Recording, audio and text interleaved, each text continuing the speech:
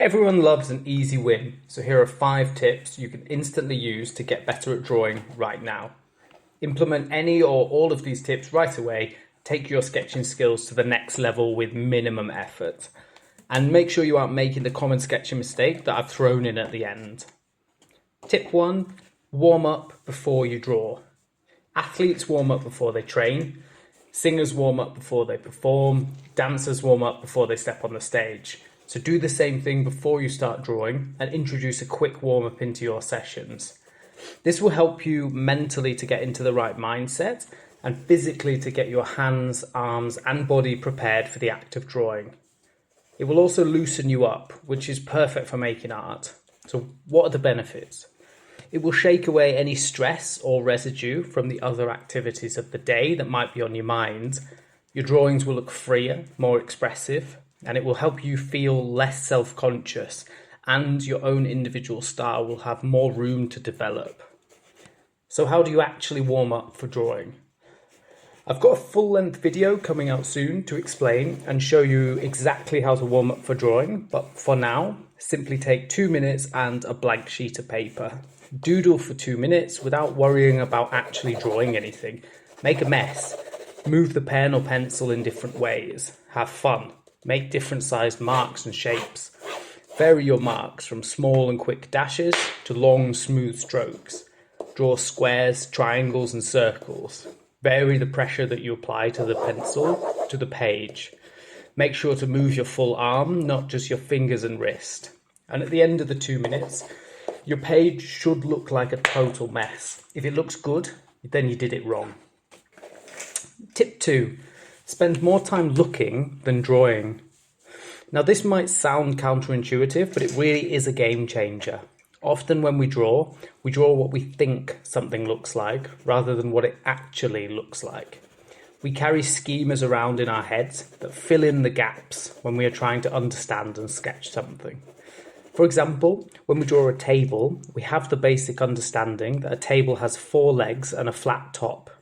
Those 4 legs are the same length, so that table is sturdy and functions properly. But when we draw the table, perspective will change the length of those legs. They will not appear the same length to the eye. So in order to find out exactly how they need to be drawn, we need to look properly. Spending more time looking than drawing helps to override these natural biases and assumptions and actually draw what is there in front of you. So how do we actually do this? Before you start drawing, take a few minutes and really look at what you want to draw. If this is a face, look at where points are in relation to others. Imagine a grid or lines on top of the face.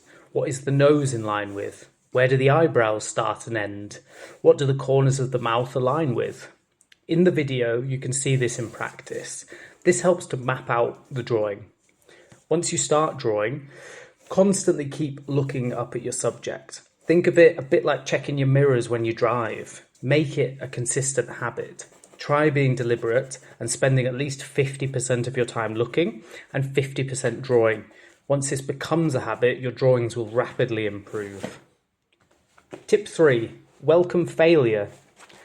Learning how to fail is an important part of learning how to draw. We are continually taught that failure is unacceptable.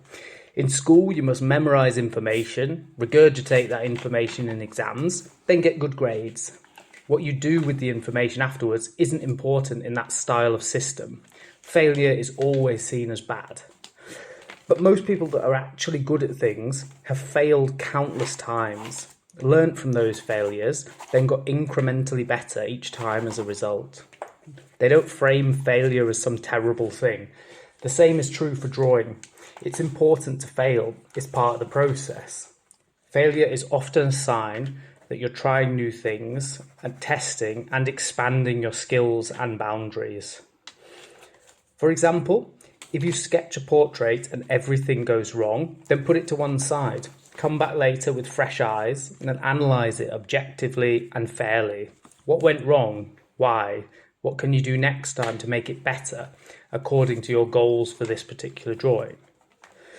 Once you start the second version, or even the third or fourth, you will rapidly see improvement. You will also put less pressure on yourself because it doesn't matter if the drawing goes wrong. If it all messes up, you'll just get better in the long run, so it's all a win-win situation. Try to frame how you approach failure when drawing. Make it fun and relaxed. Don't worry if you fail. Giacometti would draw, erase and redraw the same figure on the same piece of paper hundreds of times before he was happy with the final artwork. Take the same approach. Tip 4. Draw with your body. Most people tend to move only their fingers, hands and wrists when they draw. If you use your arms, shoulders and entire body instead, your drawings will become more expressive, free, and more of your own individual style will be able to find its way into the work. Matthew Barney is a great artist to look at here if you want more inspiration, or the drawings of Richard Long and Julie Meritou. Using your entire body completely changes how it feels to draw, and your work will improve as a result. This tip works best with larger drawings, but if you practice on a bigger scale, the payoff will also extend to when you draw in smaller sketchbooks and pieces of paper as well. I would really recommend trying this out on an A3 scale minimum. Anything bigger is even better. So how do you draw with your body? Basically, you want to make lines and forms on the paper by moving your torso, shoulders and arms. Try to make long flowing marks and have fun. Don't get caught up trying to be super precise. You can treat this like a type of training if what you normally enjoy drawing is completely different. I guarantee that it will help you when you return to your preferred subject matter and style. Tip 5. Enjoy your limitations. One of the things that I love the most about drawing is that it's so simple. You just need a pencil and a piece of paper and you can create incredible works of art. So wherever you are in the world right now, with whatever materials you have, you can make a great drawing. If you have lots of space, you can make larger, fantastic looking drawings. If you have a kitchen table, a piece of paper and a biro, you can make great drawings. If you are backpacking through Colombia with a mini sketchbook and a few old pencils, you can most definitely make really high quality drawings. Each of these scenarios have limitations, but that isn't a bad thing. It's not a hindrance. The limitations help to decide how the final drawings will look. The limitations feed into the drawings themselves. So don't moan about what you don't have. Instead, work with exactly what you do have right in front of you and use those parameters to influence the overall look of the artwork. You can always improve your drawing skills with whatever you already have. Buying new materials and equipment is always fun and can be a great way to experiment and expand, but it is not essential to get better at drawing. So if you want to instantly get better at drawing, warm up before you draw, spend more time looking than drawing, welcome failure, draw with your body, and enjoy your limitations. And a very common drawing mistake many people make is focusing too much on the details too soon. So why does this happen?